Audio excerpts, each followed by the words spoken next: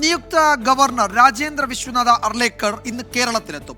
വൈകിട്ട് 5 മണിക്ക് തിരുവനന്തപുരം വിമാനത്താവളത്തിലെത്തുന്ന രാജേന്ദ്ര വിശ്വനാഥ അർലേക്കറെ മുഖ്യമന്ത്രി പിണറായി വിജയൻ സ്വീകരിക്കും. നാളെ രാവിലെ 10:30-ക്കാണ് രാജ്ഭവനിൽ സത്യപ്രതിജ്ഞാ ചടങ്ങുകൾ.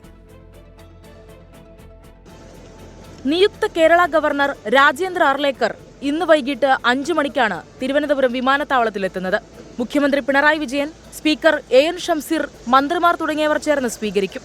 നാളെ രാവിലെ 10:30-ന് രാജ്ഭവനിൽ നടക്കുന്ന ചടങ്ങിൽ ഹൈക്കോടതി ചീഫ് ജസ്റ്റിസ് നിതിൻ മധുക്കർ ജാംദാർ ഗവർണർക്ക് സത്യവാചകം ചൊല്ലിക്കൊടുക്കും.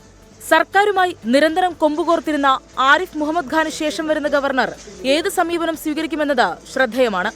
രാവിലെ ഗോവ ഗവർണർ PS ശ്രീധരൻപിള്ളയുമായി ഗോവ രാജ്ഭവനിൽ രാജേന്ദ്ര അർലേക്കർ കൂടിക്കാഴ്ച നടത്തി.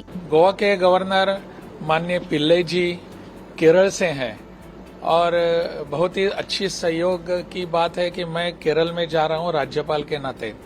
तो राज्यपाल के नाते जाने से पहले यहां से माननीय पिल्ले जी से बहुत कुछ सुनना चाहता था. वो वहां के हैं तो उनकी वहां के बारे में जो जानकारी है, उनका पर्सपेक्टिव है, उनकी सोच है, उसको समझना चाहता था ताकि मैं अच्छे ढंग से वहां जाकर काम करूं. इसलिए मैं उनसे मिलने आया था. ദീർഘകാലം RSS ചുമതലകൾ വഹിച്ച ശേഷം 1989-ലാണ് രാജേന്ദ്ര അർലേക്കർ BJPയിൽ അംഗത്വമെടുക്കുന്നത്. ഗോവയിൽ സ്പീക്കർ, മന്ത്രി എന്നീ നിലകളിൽ പ്രവർത്തിച്ചു. രാജേന്ദ്ര അർലേക്കർ സ്പീക്കറായിരുന്ന വേളയിലാണ് രാജ്യത്തെ ആദ്യ കടലാസ് രഹിത നിയമസഭയായി ഗോവ മാറിയത്.